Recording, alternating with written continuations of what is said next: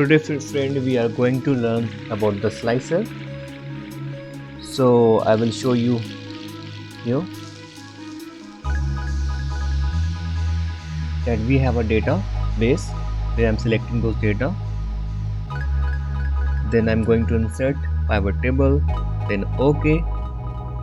I'm dragging the division into the area of rows. Then you can see here I'm just selecting the salary and dragging the salary into the sum values by clicking on the summation portion. Then I'm going to the analyze, then insert slicer, then click on division. Then you can see here the slicer has been view. There are lots of analyzer you can insert here according to your dashboard.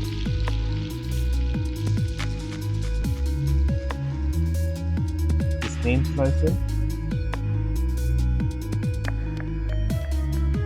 And by the help of this slicer you can prepare your dashboard to show your data to your client.